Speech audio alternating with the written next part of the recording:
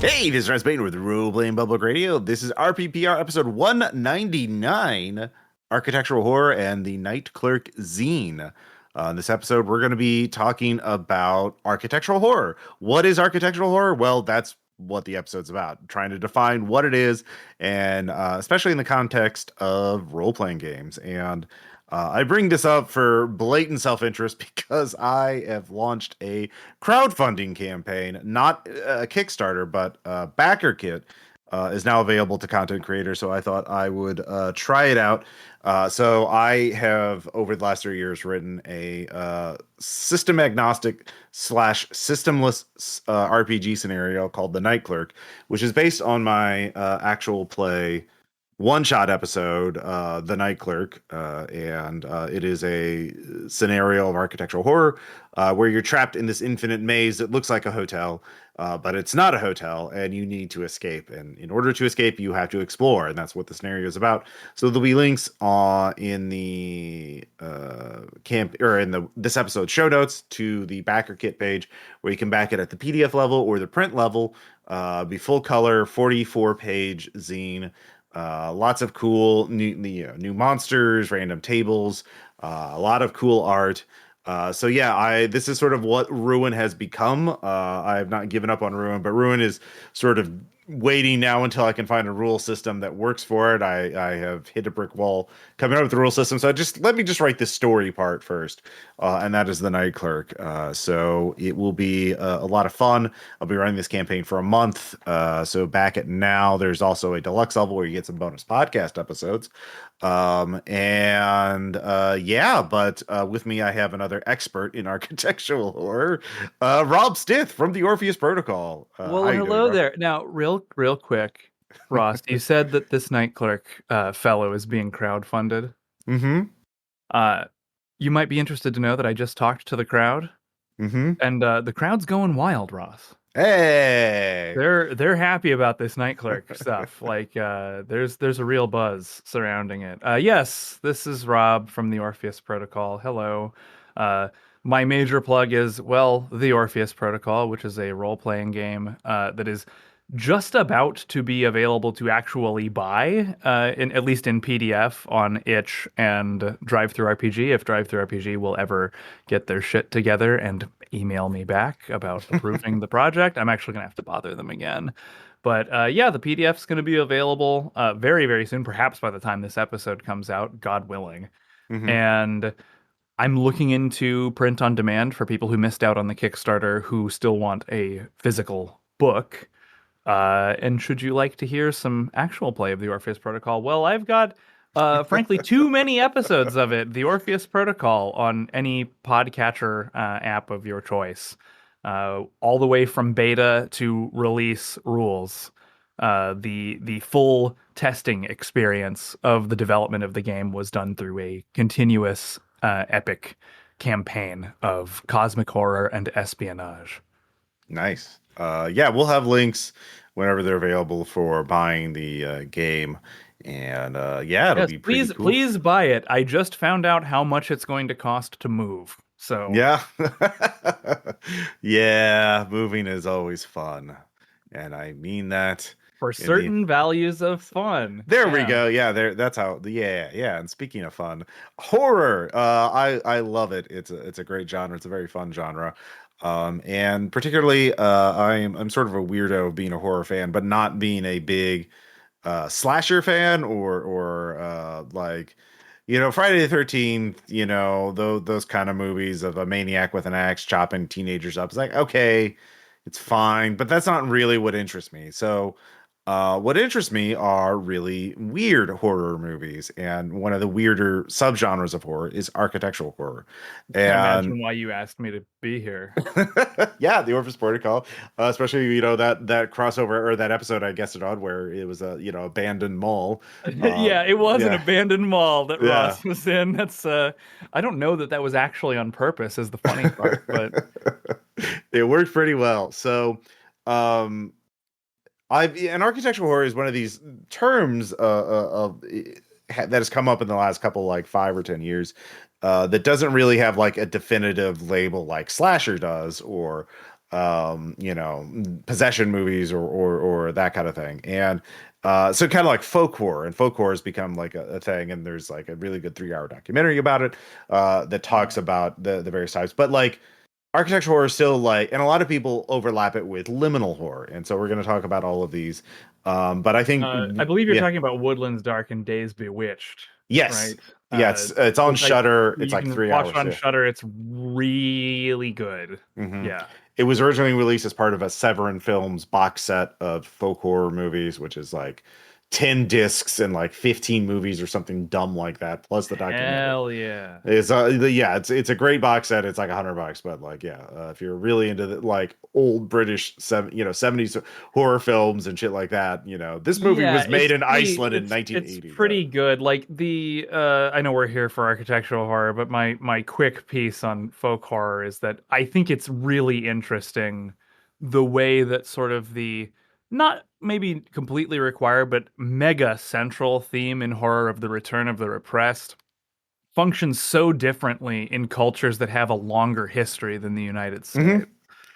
Because the return of the repressed here is often the native genocide or chattel hmm slavery or the Civil War or something like that. But you take that over to Britain, and it's like you can go back further than mere colonialism. Like the environment itself, like people were living there when the wilderness just routinely killed people. hmm And so you can have a much more ancient feeling repressed that's returning to overturn and fuck everything up. Sure. It's very interesting to me. So yeah, like they make a point of this in that documentary. Like British and European folk horror is really a fear of the return to the pagan, right? To remove our Christian, Christianity and go back. The Wicker Man, obviously, Hmm. or more recently, Midsummer. But in America, folk horror is about the fear of the failed colony. That's the most American fear is that our town, our colony, our little settlement is going to fail and collapse. So things like Children of the Corn, because that's a failed town, right? Like the Sure. children have taken over and murdered everybody, and they're possessed The by Hills Have evil. Eyes. The Hills Have Eyes. You have the sort of the degradation of a Mhm, small town based on both capitalism and nuclear testing. Texas mhm. Chainsaw Massacre is another one that's The like Witch. the people Yeah. left behind by capitalism. Yeah, hmm the Witch is yeah, I guess Puritanism leading to like people being ostracized from society, and then they go crazy and Yeah. Well, also nature/Satan. Like, I mean, the yeah. Puritans were convinced the wilderness was the work of the devil because they were working. It was back when Yeah, because they got cutting killed down by. trees fucking sucks, and not all the Yeah. soil is good for growing And also, we get whatever you're killed growing. 1 out of 100 times when someone goes out in the wilderness, they don't come back. Yeah. Yeah. Anyways, so that architectural horror is one of these kind of terms. There's a book out called Horror in Architecture that talks a little bit about this, and certainly with liminal horror, which has become incredibly popular because of the back rooms, it's just become sort of an in vogue term, but like people don't know what it means. So like Sure. the biggest example are obviously books like House of Leaves, movies like The Shining, and video games like Control. And those are sort of like some of the biggest, most obvious examples. But like, what is it? What is it? So my working definition, this is a work in progress, right? Like I think eventually I'm going to write like an essay or Yeah, something. I think you should. Uh, um, it's horror about like you have to think about like the little definition. Like architecture is an art and a science of transforming or manipulating an environment for a purpose, and this purpose is you functional, but also like stylistic or ritualistic. So literally, architecture began when we started building huts. Like we needed shelter from the elements. And since then, we use architecture to manipulate the environment, to manipulate or to affect us emotionally. The most obvious examples like a cathedral, right? Like you have big ceilings, so you feel very small and insignificant, and you look up to gaze at the wonder on the ceiling, to look up towards the heavens, to make you think about God. God is looking down on you, and like very, very blatant, but like every building, and these aren't just buildings, it's also outdoor environments too, like a nice lawn or garden, like hedge mazes. So we Yeah. can take architectural horror all the way back to Theseus and the Labyrinth then. Oh yeah, exactly, very much so. And it's what I thought of is what is really important is obviously it's a unique place, and it is built with intention. It is not nature, it is not chaotic, Mhm. it is not random. It is built with purpose, and there's sort of subtypes of it, and that's the sort of thing, is that there is this sort of premeditation, this intentionality that separates it from, say, there's a big monster out in the woods, or there's a maniac running around. Like, that's more chaotic, or a demon possesses a girl for some reason. Like, and within this, and so the horror wouldn't work if the place wasn't unique and involved in some way. So like Okay. yeah. So in general, I think there's three sort of subtypes of architectural horror, or like maybe there's three ways of looking at it. One is a place built with good or normal intentions, but was corrupted by evil. And the most archetypal thing is like the haunted house, like Sure. Poltergeist, The Shining. The Poltergeist, it's a house, it's a home, it's supposed to be good and safe and comforting and nurturing, and a place to raise a family, and it has been corrupted because it was built on an Indian burial ground, bringing up Just our like folklore. everything else in America. Yeah. Yeah. Or The Shining, which was been as resort, a place to have fun, but not only was it built on an Indian burial ground. I think that's in. I can't remember if that's just a theory or if that's actually in the text. But it's also like a place corrupted by the activities of the decadent rich, right? Yes. And so Then a like this. psychically sensitive child gets isolated there with his Mhm, alcoholic father whose mind is crumbling day by day and mhm. add salt to taste. Like, But it yeah, wouldn't work anywhere else. right. And in The Shining, the film version, like Kubrick does a lot of things to make the architecture of the place impossible, to hint at its sinister intentions. And so like good intentions corrupted. The second category would be a place built with literal evil intentions. So the most obvious thing that comes to mind to me is actually the Saw film franchises. Those are Sure. very architectural horror because they're literally these elaborate death traps to torture or test people, depending on Yeah. if it's Jigsaw or one of his apprentices or Uh, whatever. Yeah. One of my Uh, top shelf examples that I was hoping to add, but of hmm. course you already have on the list, that fits into this category is Dark City. Oh yeah. Um, I don't really want to spoil it. Like, people should watch that movie. It's really hmm fucking good. hmm But yeah, like, you find out that the environment that you're in is all on purpose and it fucking sucks for you. hmm Yeah. Yeah. Yeah, another one would be the Cube film series. But Cube is also falls into sort of a third category, which is a place built by inhuman hands or with unknown intentions. Yeah. And sort of the fear of this is going into cosmic horror is like, this is not random. Like, it's a place, but who built it and for why, and not knowing why is the horror. Yeah, Like, we as yeah. humans have such a small perspective that it may as well be random because we cannot possibly comprehend the design or the purpose. Yeah, exactly. And this is House of Leaves, right? Like, we never Yeah, find out why the Navidson house is so like has this space in it, but right. it's not like a natural event. Like, it can't be. Like, you can't like have a labyrinth like No. that, or like in a lot of Lovecraftian stuff like Mountains of Madness, or Cube, because it's like they technically figure it out and explain how the cubes are, but it feels like cosmic horror, right? Like, how the fucking humans build defense contractors build this fucking Yeah, cube death maze. Yeah.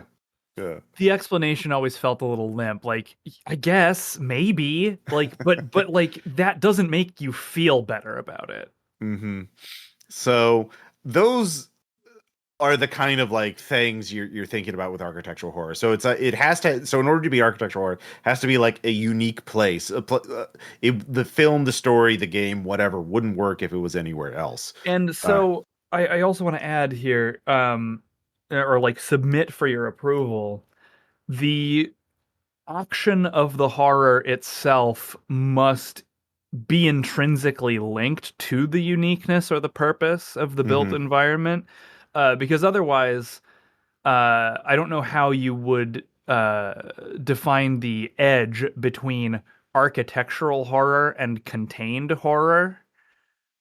Because there's plenty of things where it's just like it's a contained environment and you're stuck there with the thing that's scary, and like it matters a lot, the physical Oh yeah, properties of your isolation. Yeah. environment, like The Descent, for example, or any Hmm. number of Siege movies. Well, the uh descent is a natural environment, right? Like right, that. right, so like Yeah. that's yeah, so that's not built, but like Yeah. any number of Siege movies, right, like Assault on Precinct 13, Hmm. God, there's so many. Just the movie Hmm. Siege, lots of zombie media. Like you end up in the Yeah. situation where you're stuck in an Okay. environment, and locked doors are very important. Yeah, Barricades are yeah, yeah. important. Like where you can make sound and where things will be heard is important. The first of the Feast movies is like this. Okay. Yeah. Um, but like that's just horror that is in a place, and the physical parameters of the place are important, Okay. but the Yeah. horror itself is not working through the intent and the design of the environment. It's just that it turns out that the design of the environment is mega important to the character's survival. So Okay. this is a distinction that I would think might be Yeah. important. Yeah, because like I can see an example right here is the difference between Night of the Living Dead and Dawn of the Dead. So Night of the Living Dead could happen. Like, could you put this in another place? Any isolated building would work. Any like it's an isolated farmhouse, but Dawn of the Dead only works at a shopping mall, right? Like, Yes, that is a uh, perfect, yeah, perfect description there. Um, because I mean it drives the plot too. Because in Dawn of the Dead, it is not just the zombies, but the bikers trying to fight their way in. They wouldn't be fighting so hard if it was a random farmhouse, right? Like right, and the like of mall course, has like all the stuff that they and want. part Yeah. of the whole thesis is that the reason all those zombies are there is because that's all that's left is their basic Yeah, capitalist consumer instinct. Like that was actually at the core of these people once you strip it's in the everything else text. They away. Yeah. literally speculate about it in the movie. Like Like, oh yeah, it was important the to them. mall Yeah. is just where people go. Uh-huh. Yeah. Yeah, perfect. So to interrogate this premise further, Hmm. um one of the best haunted house movies of all time, of course, is Alien. Mm. And uh I don't know if it's architectural horror or not, because Well, it's definitely like a obviously haunted house, and I think most haunted house things are architectural horror. because Yeah. obviously both. No, I think I'm coming around to it. I think Alien is in a way architectural horror because first off, you do have the derelict, which is your third example, a place built by inhuman hands for Yep. unknown purposes, and Hmm. that's like they get into it, they don't know what it is, and that's why the problem happens. Hmm. Uh, but then we move into a human built environment with normal intentions. Good, I don't know, it's pretty capitalistic, but the Nostromo is just a mining vessel full of truckers. But then you get this predatory entity in there, and it turns out the environment that was built for capitalistic efficiency is like the perfect place for this thing to be able to hide anywhere Hmm. and constantly sneak up on people and be as much of a menace as possible. Well, it's also specifically a mining ship, right? It's not. It's a commercial ship. It's not designed. It's not. It was not built to contain alien specimens and experiment on them. No. And that's sort of the problem. And that's the horror is we brought in this cosmic thing we don't understand, and it totally subverts the architecture of the ship, and it's our ship is not equipped to deal with this. So yeah, yeah, I would say Alien is definitely And you can even architectural horror. stretch it to aliens, in Hmm. that you then have environments actually built by the aliens and their secretions, where they cocoon up huge parts of the colony. Uh, and I don't know if like a ticking clock that has to do with architectural concerns counts as architectural horror, but like you have the nuclear reactor running the Hadley's Hope colony, meaning that the Marines are not safe using all of their weapons properly. Hmm. Yeah. And then of course you also end up actually doing the ticking clock. We're like, oh, we're gonna have a meltdown if we don't go fix this, and fuck, there are aliens. Hmm. Um, but Yeah.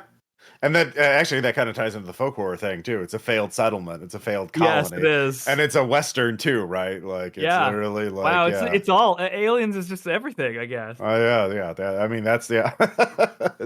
Aliens did it again. It's also an examination of motherhood. Hmm. It's a anti-capitalist critique. Hmm. Man, it's almost like that movie is good. It's really good. Uh, Hot take here on yeah, RPPR. yeah, very hot take. Aliens, The first pretty two good. Alien films are quite good.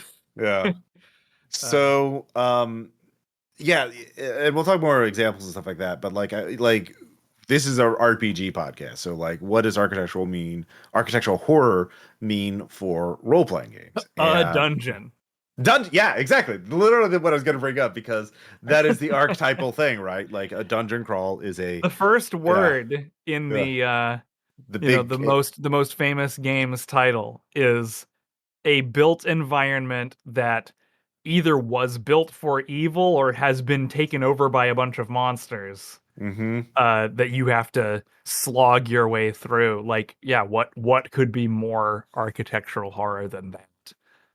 Yeah, and I think the problem is, the problem with the common thing to do is that GMs or people running games don't make the dungeon unique enough to really qualify for architectural horror. It's just an assortment of rooms, kind of like if you think about it, really like a flow chart of Yeah. where the encounters are going to be and in what order are the players going to encounter things.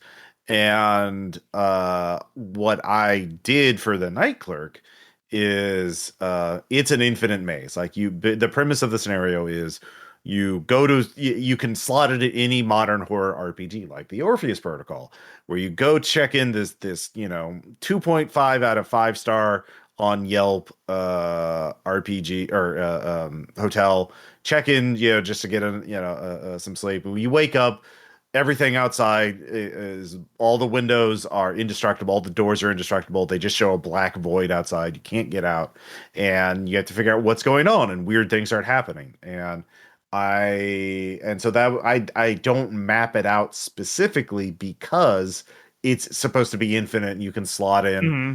any kind of monster or encounter. You open up doors, they start showing these pocket universes, and I have examples of them, but you can obviously add in your own.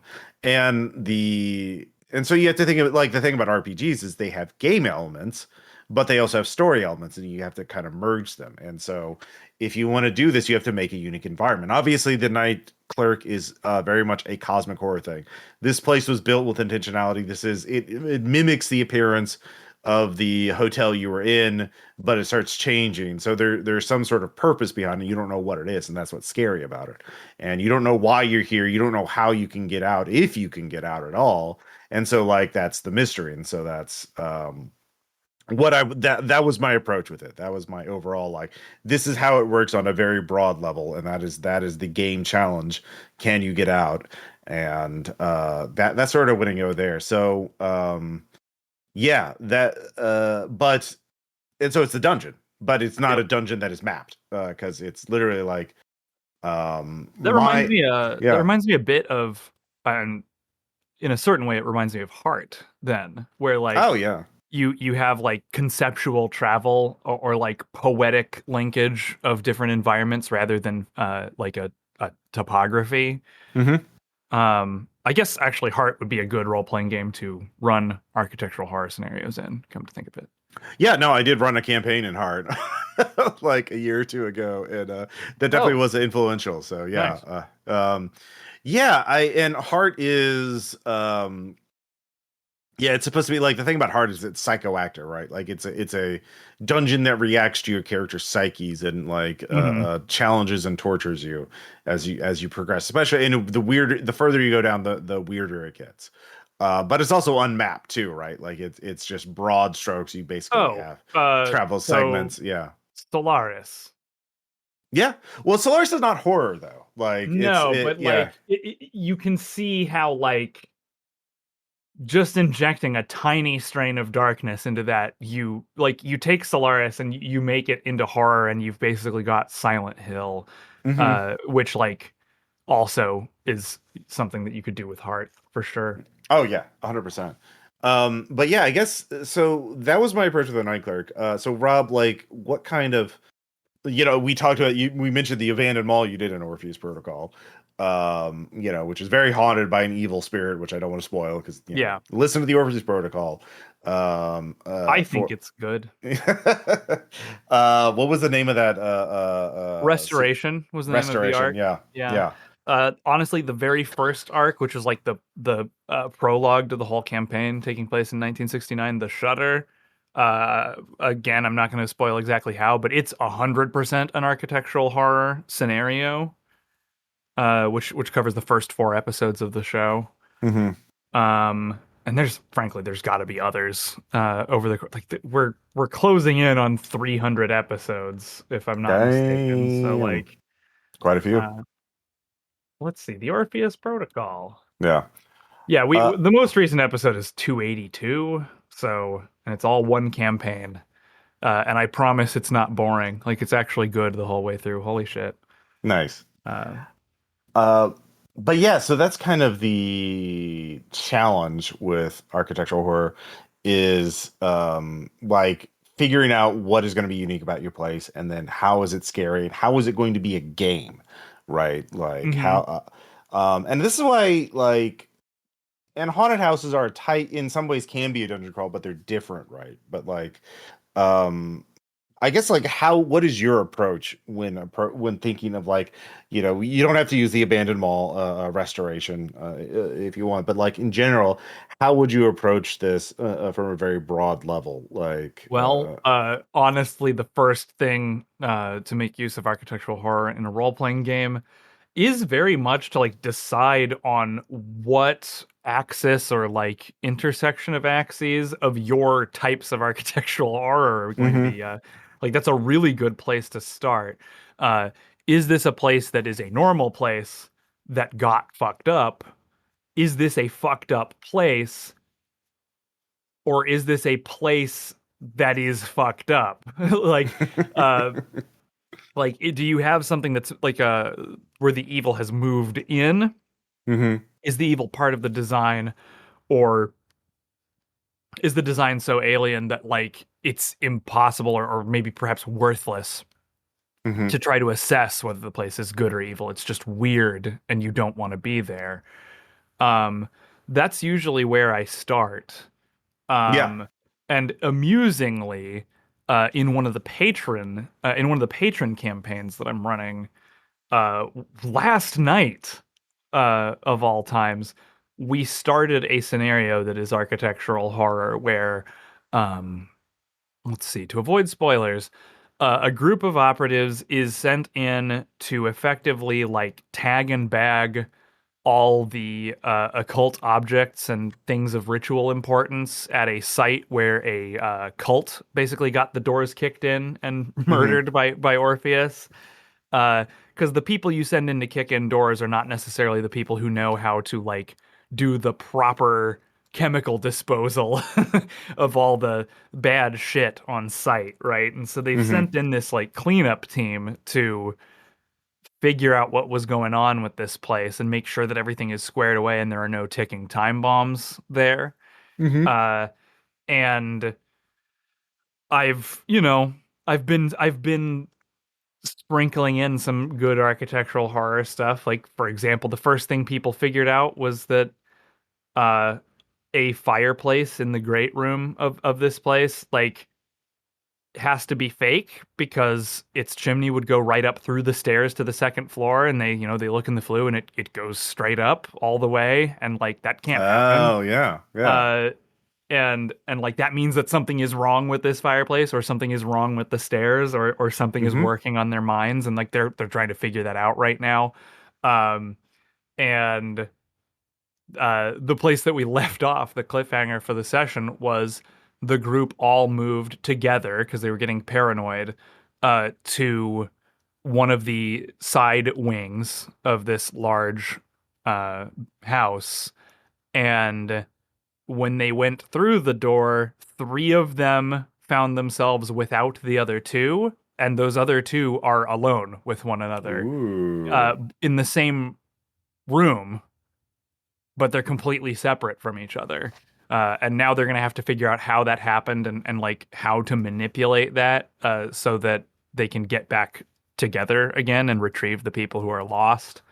Um, and Yeah. and and the whole house is built with the secret of how these parallel versions of itself interact with one another and how to manipulate that. Like it's there, but the players, of course, don't know yet, and they're going to be in a lot of danger as they try to figure it out before it's too late. Yeah, yeah. So I think that's a really great example of what I think is the second step. So yeah, the first step is figuring out what the type of place is, right? But then for role playing games, you have the second step is figuring out what's the lever the players use to interact. It's games are interactive. The players do things to the setting, right? Like, Hmm. and the challenge is architectural horror is about a place. Places usually don't have agency in the way characters do, right? Which They're I literally suppose is one of the reasons that the haunted house subgenre here is one of the most popular. right Because because really they all that does is it just like you just solve that question and then you're done. It's like you have an environment and now we are going to put a malicious intention into yeah. it. Like we are So basically injecting an evil agency into a house and wham bam. and you don't need agency. Like characters can be, literally their story archetypes of like man versus nature, right? Like that are just like environmental things. But it's about like traps and hazards and puzzles and that kind of thing. And so you have to figure out like in which how the players interact with the architectural horror and what is the game about it. And in your case, it's like a mystery, it's an investigation, it's solving, Hmm. trying to rationalize and understand how the properties of this place and what they can do about it and what is its danger. And in some ways, like your example reminds me of the movie The Shining, where at the very beginning, we see Jack Nicholson walk through the hotel and you see a shot of like this hallway showing the elevators, and then he turns the corner and he goes into this place where the office is. But like, if you think about the layout of this building, what they showed us would indicate that the office is in the elevator shaft. Hmm. So, and it has an window at the back. So, like, it's an interior room, but it has a window to the outside.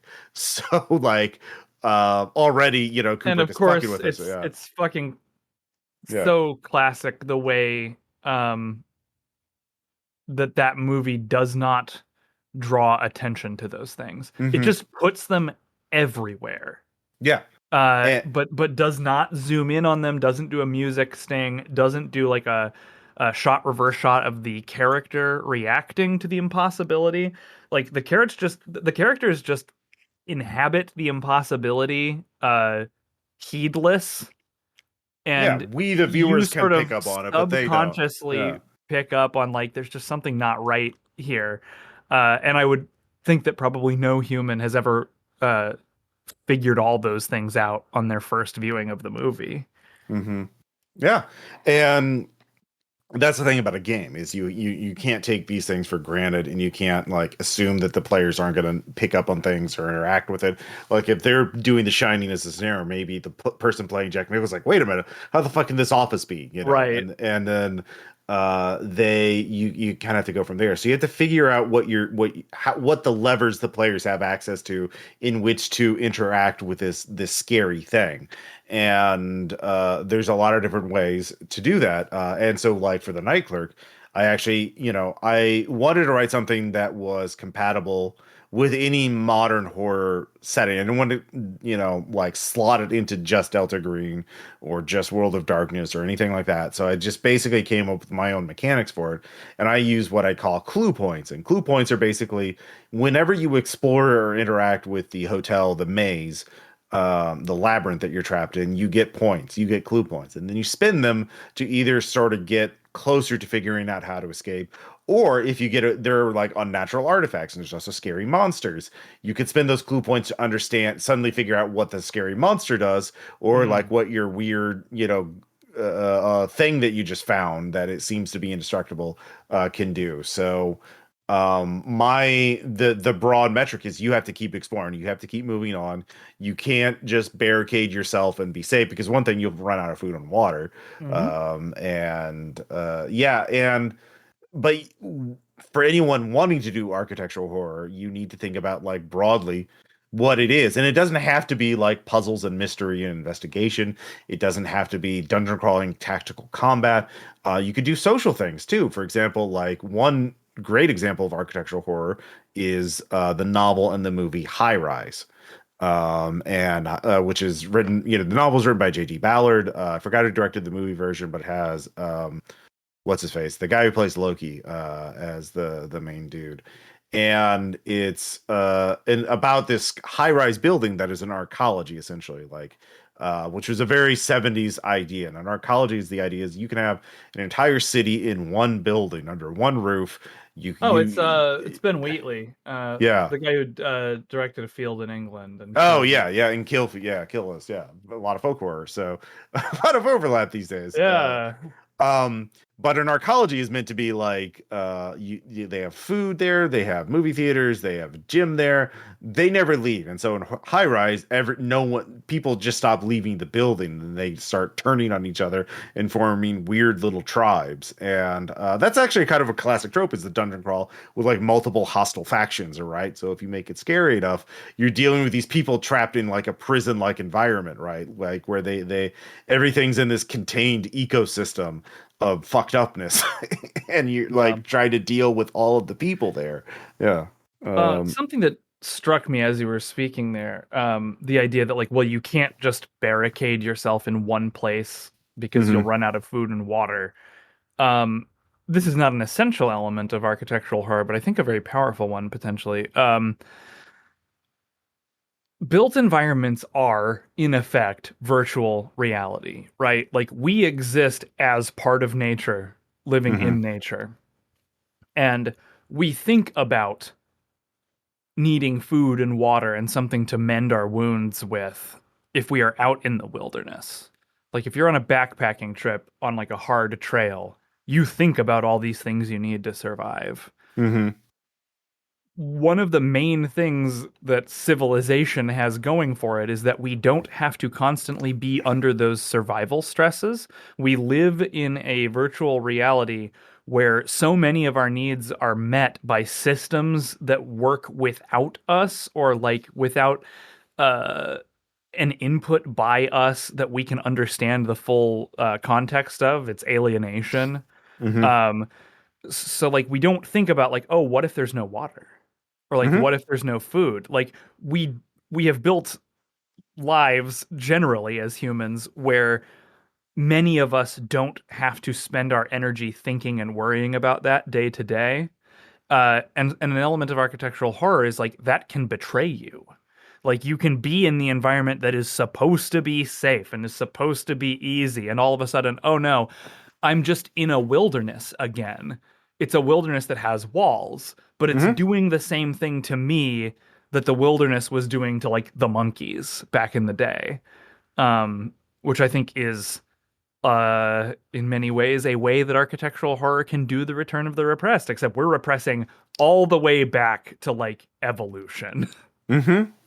Yeah, no, that's a really good point, and I think that kind of leads into liminal horror, which is very popular right now. And liminal, if you're not familiar with the term, liminal means transition, and in architecture, liminal places are places you are supposed to transition from one area to another and not pay attention to. So, like, you'll find these in shopping malls, like when you go out of the shopping mall, like main area, and into the bathrooms, right? The little hallway Right. that leads you to the bathroom is just this blank hallway. Or many Yeah. many like utility rooms and like Hmm. hallways and passages meant to be used by like maintenance staff Yeah.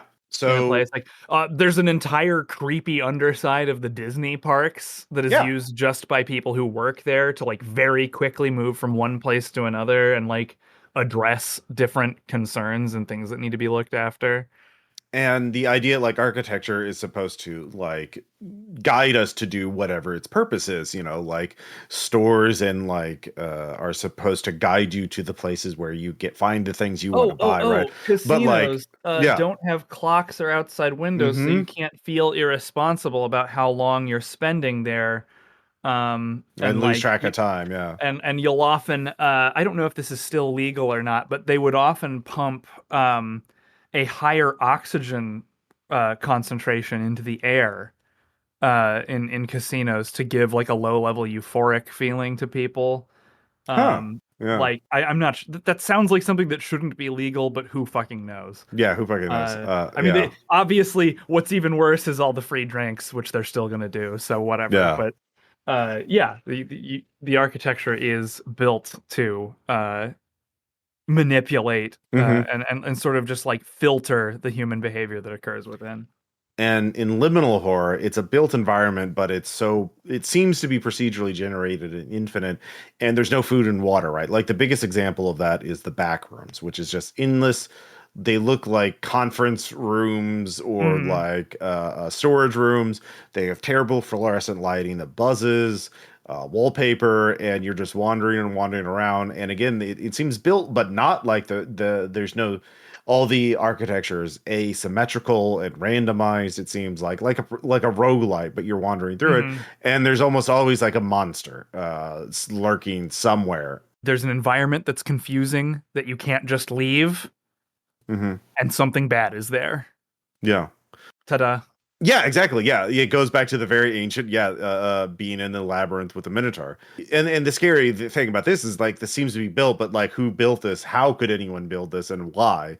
And you're just trapped in there. You have no food and water, so you starve to death or you're killed by the monster. And yeah, that's scary. And so the thing about the back rooms though is like, well, what's the game? Like there has to be Right. something, otherwise we're just going to wander around bored until we starve to death or die of thirst.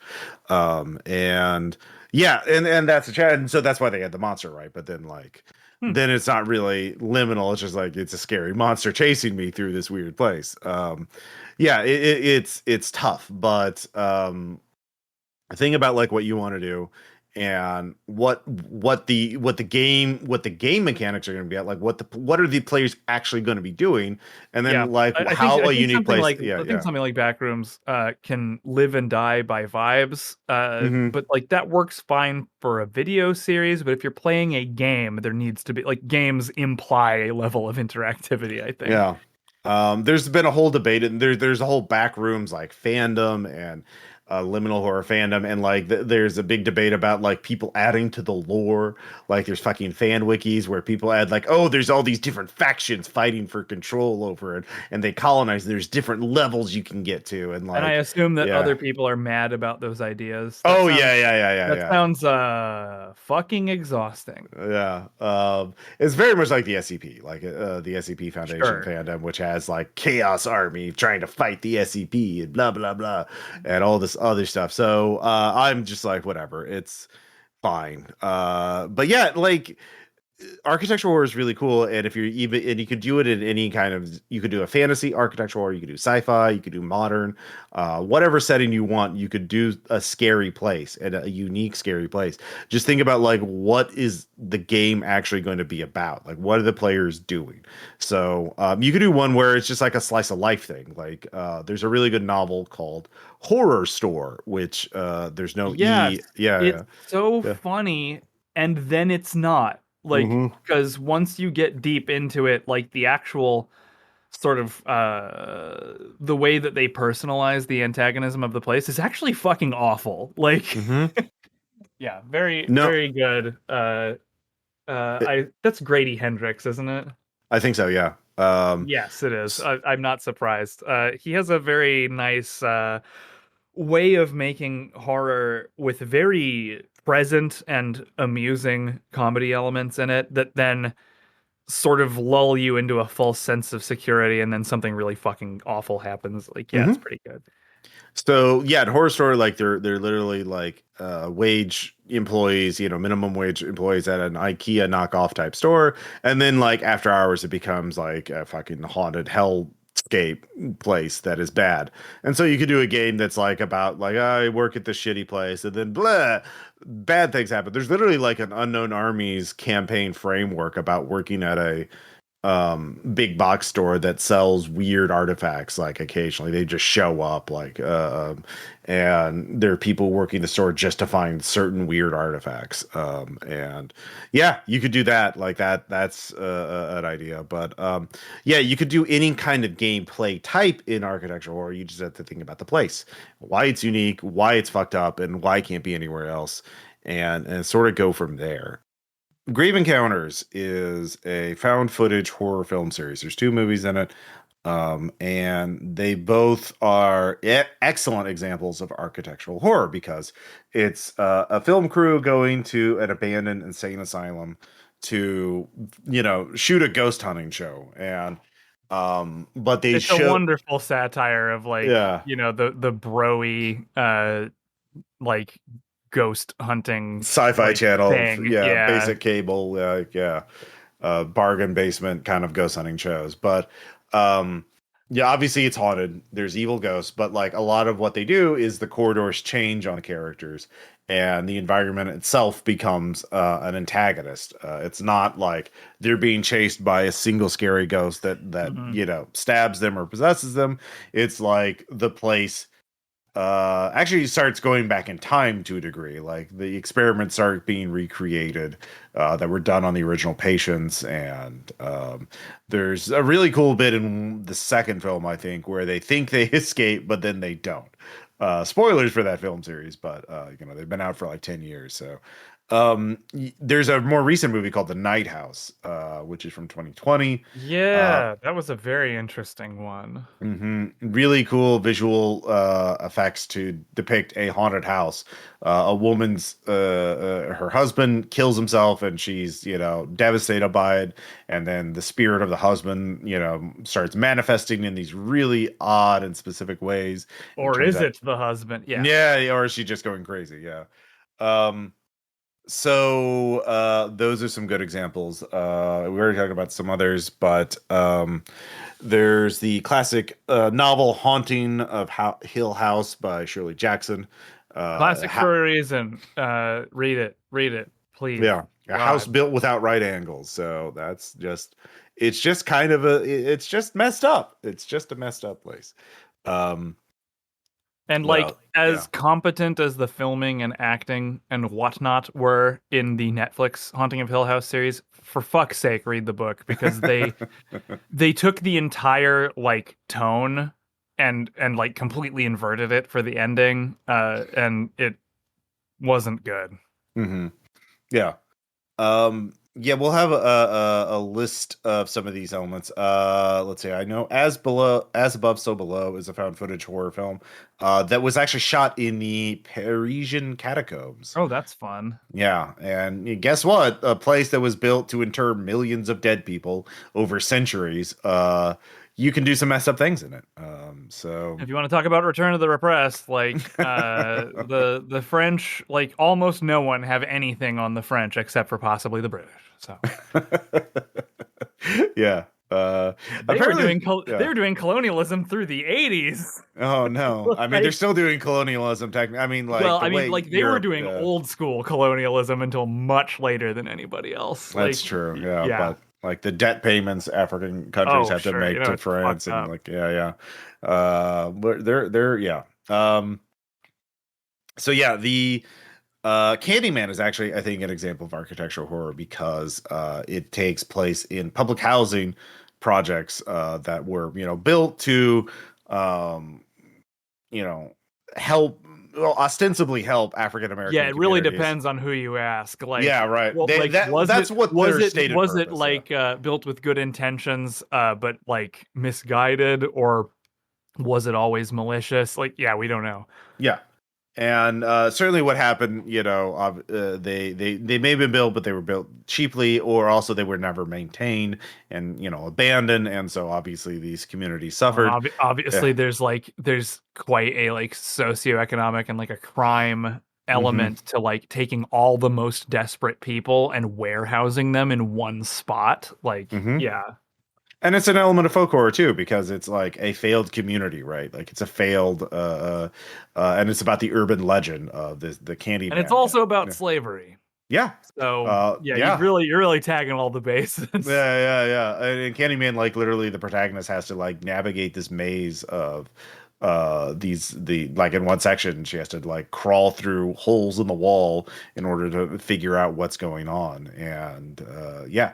So and Candyman himself is a supernatural creature that comes through the mirror of your house, Hmm. subverting the architecture of your own home. And Yeah, That's so I another think one. yeah, Watch yeah. the original, please. Like the 2021 or 2022 one, like was kind of fun or whatever, but like they sort of made the Candyman into a social justice superhero Hmm. Yeah, I in haven't it, seen the and new one. Yeah. I didn't like the tone it landed on. Like I think it was I think that movie was made with good intentions and was largely good, but like again, it just kind of there's a lot of these like remakes or reboots or whatever that sort of like really soften the horror in the Mm-hmm. end, and I don't like it. Mm-hmm. Yeah. Yeah, I mean, yeah, that's yeah. I mean, the thing is you can only ever make any given like movie or novel, whatever, in the time in which it was made, right? You can never remake an original, like because you're it's a different time. Like it's different people, we have different culture, society has changed. And yeah, you can't lightning can't hit twice, basically. It's very, Yeah. very rare. Um, yeah, so this is obviously an incompleteness, but it's to give you as a GM, like if you're doing a dungeon, if you want to make a dungeon, make something unique about the dungeon, and I think in fantasy, a lot of dungeons are always meant to be either like type 2 or type 3, like they're evil places that became worse, or or they're cosmic horror, or or inhuman, like a god or powerful Right. being made a dungeon. Like Or there's frankly, seldom, like this is yeah. this is the wizard's tower. The wizard died. No one knows what any of this shit is for, and it's really dangerous. Yeah, Yeah. basically. And but like there's seldom like places that were built with good intentions that became bad in fantasy, like at least in terms of the RPG scenarios that I read, right? Hmm. Like Less common, I would say. yeah, less common. So think about that as an idea, and then think about like yeah, so think about like yeah, that element, and then think about like how the players interact with it. And there you could do any kind of gameplay in an architectural horror game. You just have to think about it. Like again, like I said, you make it social. Just have messed up people in there, and the players have to navigate with those social challenges. Especially with factional wars, you can go very Yojimbo like, or Red Nail, basically the Hmm. Conan story. Red Nails is great. Yeah, Red Nails. That's right. It's not Red Nail. But yeah, Red Nails. That's the classic thing: is turning one faction of a dungeon against another faction. That's the social one. Yeah. Yeah. You could do like Bluebeard's Bride. The storytelling game is a very like a psychoactive thing, a building that reacts to the character's secret Yeah. desires and fears. And It's kind yeah. of like everyone is John, except everyone is Jane, and Jane is trapped in like a hell house. Like Hmm. it's pretty good. And Jane's not gonna have a good ending. No, Jane's not Yeah. having a good time. Yeah. Something I just throw in here. Hmm. Audrey's Door is a novel by Sarah Langan. It's super good. Architectural horror. It's like one of my favorite semi-recent horror novels. Uh, and it definitely features like an apartment building as a like it, as a hostile environment, maybe even a hostile entity.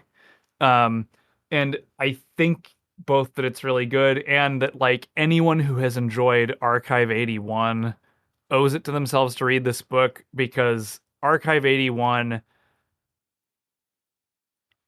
let's just say it's like an incredible coincidence if Archive 81 didn't heavily borrow from this book.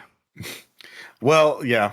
Um, That's what I'll say. Like I don't know for sure, but like the timing is pretty suspicious, and like this book was optioned to be turned into a TV series, I see. and weirdly it just kind of didn't. And then there was Archive 81, and then there was an Archive 81 TV series on Netflix, and like Hmm. there's a lot of similarities. Interesting. Um, it's not as blatant as the Tanis podcast and Jeff Vandermeer's Area X trilogy, Hmm. because that shit's ridiculously blatant. Like I'll just say it, like that's pretty much a ripoff. Like that Jeff Vandermeer's books are the real story, and the Tanis podcast is just kind of like riding its coattails. But Audrey's Door is amazing, and actually, the first season of Archive 81 is a really good architectural horror story, as is the Netflix series. I think it's actually really well made. Sure. Yeah. Um, yeah, you could, and obviously like Delta Green's Night Floors and a lot of Carcosa Impossible Landscapes bleeds into that as well. Yes, listen But to Impossible Landscapes on role-playing public radio. yeah, that's very good. Yeah,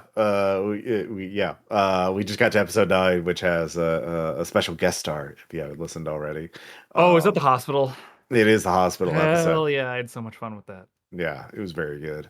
But yeah, I hope if you are intrigued by these ideas, obviously check out my zine, The Night Clerk.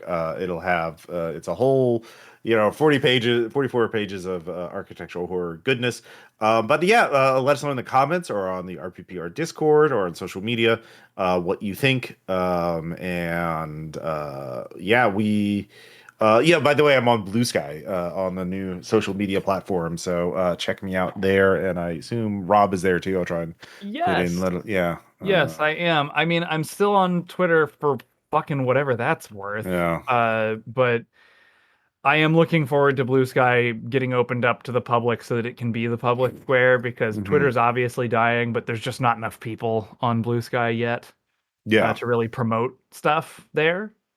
yeah. Uh, I think they're still like getting the infrastructure in place yeah, I because mean the feed is just a bunch of fucking replies. It sucks. yeah, But it sucks in a way that isn't like actively enabling fascism. So it's like I hmm still do prefer it, and I assume they'll fix it at some point.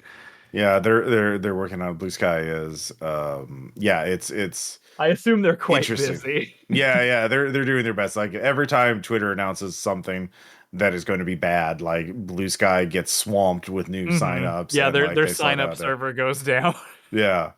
But yeah, so we'll have our Blue Sky profiles up. If you join the RPR Patreon, if I get new Blue Sky invite codes, I'll put them on there so people can sign up. But other people are posting their invite codes on there as well. But anyways, yeah, please check out the Patreon or the Backerkit campaign for the Night Clerk. But before we go, we do have a couple of shout outs, so we'll be right back.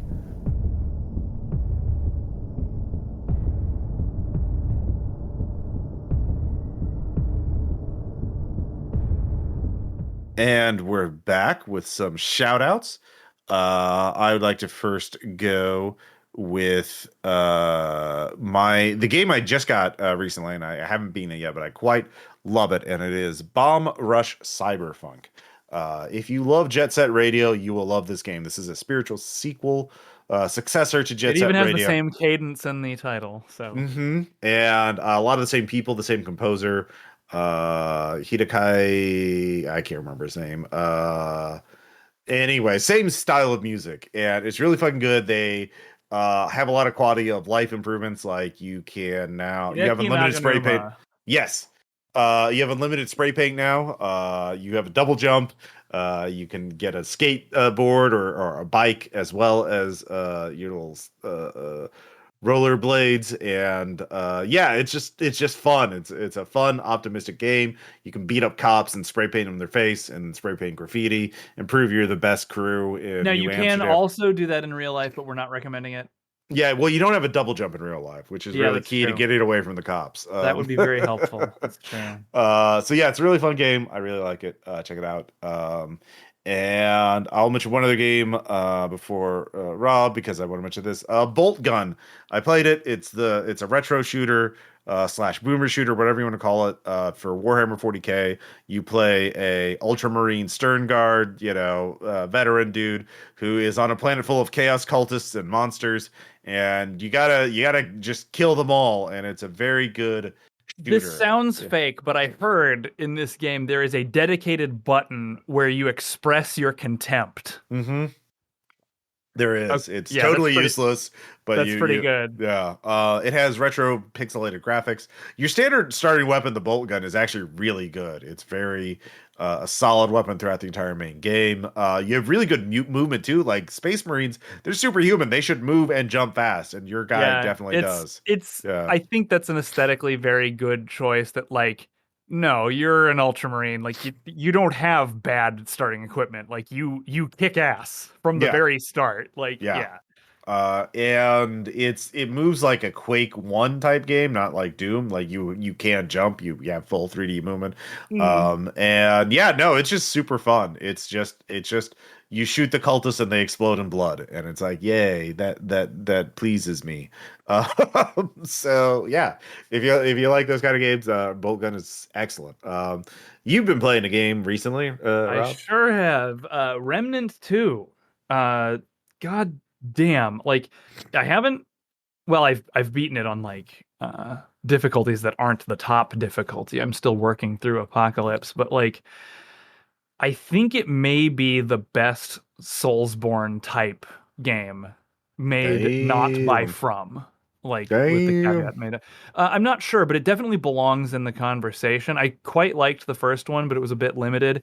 The amount of scope added to this second game is absolutely nuts. The depth of builds, the variety of environments and enemies and challenges. There's some fucking excellent puzzles in this game. Like it many times playing through this, I got the feeling of like this mid-budget game, they didn't have to go this hard, and they did.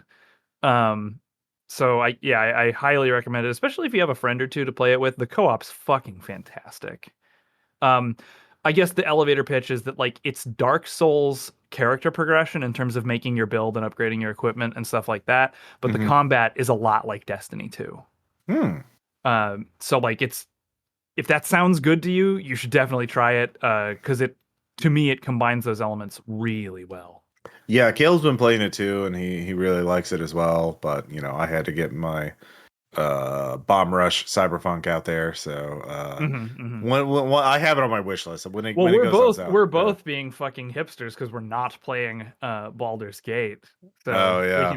we can we can smell our farts together here about that, I I mean, suppose. Baldur's Gate is like at this point in my life, I'm like, oh god, that's gonna take me so far. Like I beat Tears of the Kingdom, and I was like, thank Right. God. Like I loved it. Tears of the Kingdom was great. They really nailed the ending, which they didn't do with Breath of the Wild. They did the ending like fight. Like and the actual ending beautifully, so much better than Breath of the Wild. Game of the year for me, easily. But like, oh my god, I cannot afford to sink that many hours into a game all the time. So like, Yeah. Baldur's Well, Gate 3, just like, oh my god, that's gonna take fucking forever to get through. Yeah. yeah, it'll take me forever with my limited gaming schedule, but Yeah. I'm also waiting to hear from more like video game people. I want to hear from D&D virgins like what this game is like before I decide to play it or not, because like the fact that it well simulates a game that I fucking despise is not Hmm. actually a selling point to me. Like, oh, it's like 5th edition D&D. It's like, oh, good. So you roll a die and that's the only fucking thing that matters. That's Well, you can save scum, so you could just keep reloading until well, you but get the that's die. not very fun to me. All So right, yeah. like Um, I want to see what video game people who don't give a shit about tabletop role playing games think of the game a little bit. And it's gotten pretty good reviews, yeah, so that's I yeah, may play it like based on the strength of that, but not yet. No, yeah, Remnant 2, check it out. You know, it's a mid-tier game. It could probably actually benefit from your support, and it's really goddamn good. yeah, nice. The other game I want to mention is Slayer's X Terminal Aftermath Vengeance of the Slayer. So this is a spin-off game from Hypnospace Outlaw from the same developers, and it is also a boomer shooter retro video game. But It's also the like a highway pileup of titles. Oh yeah, yeah. Because all right, so the character of Zane is a character in Hypnospace Outlaw as like this early 2000s like teenager who's really into cool stuff and he's really badass. And so the idea of this game is that as an adult, he now got somebody to help him make his high school notebook of ideas into an actual video game.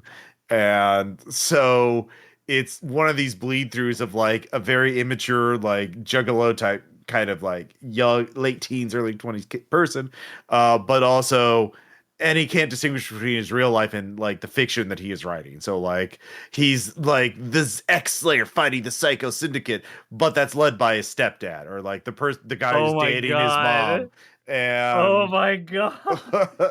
like his friends are the other X Slayers, and like he has to, Oh, it's this sounds so delightful. it's very fun. Like the actual gameplay is fine, but it has this kind of like Duke Nukem 3D kind of vibe to it in terms of its video aesthetic, and yeah, it's just very charming. Zane is this like very gormless kind of like just dude who's just like really into things, very enthusiastic. Again, like um so, have you got what it takes to be an X-Slayer? Seven weapons, blood and gore, twisted music by Seepage and Psycho Syndicate, and maps where you can blow up everything. It's awesome.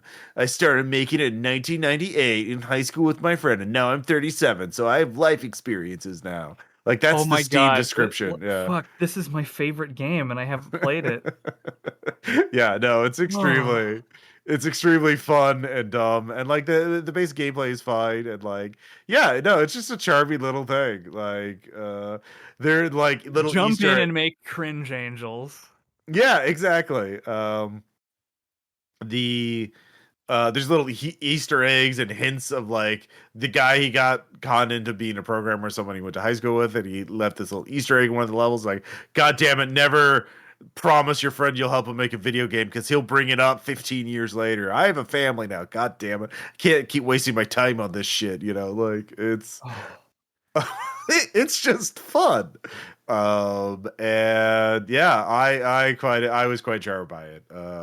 There's a couple of frustrating segments toward the end with some jumping puzzles, but like nothing big. And yeah, it's on Game Pass if you have Game Pass. very nice. That's how I played it. And yeah, I think it's only like what is it? Yeah, it's only 20 bucks. Yeah, $17. Yeah. Um, I also want to mention, finally, not a game, but a YouTube channel, Bad Movie Bible. It's a guy who wrote a book called The Bad Movie Bible, but he does these occasional YouTube video essays about like knockoffs in a particular genre, or a very, very particular type. So he actually did one on alien knockoff movies. There's a whole like Ooh. Italian Do you get knockoffs. the I assume he talks about Asylum stuff too then. No, more recent, like more older ones, like Oh, Italian old ones. ones, Okay. and then like Abyss knockoffs, like Leviathan and Deep Star Six, and like movies like that. And just yeah, it gets into it, like what made these movies, how he defines them, and like, um, it's just really fun. Like it's just like, oh my God, there's so many bad movies I wasn't even aware of. And there Yeah. were he did another one on Die Hard knockoffs, which is fun. So yeah, it's just a good like plumbing through like if you like bad movies and watching them, it's good to watch these things to get like recommendations of It's sort like of like what to watch. defunct land for trash cinema. Yeah, exactly. That's exactly the vibe. And yeah, it's just neat. It's just neat. Like architectural horror. It's just a thing I I like. just think So it's neat. yeah. So yeah, thank you all so much for listening. Again, check out the Night Clerk Zine Backerkit campaign. Be running for a month, and there's a lot of cool you can get it in PDF or print or and yeah, Who that's pretty knows? yeah. Maybe some really smart, cool, attractive agender person might be running that in the Orpheus protocol Oh sometime. my That might be a thing that God. happened. I Oh don't my know, just God. spitballing here. Yeah. Uh so yeah, that's something to check out. And we have your room reserved at the Sleepy Inn. Check Nice. in anytime. We'll talk to you later. Bye.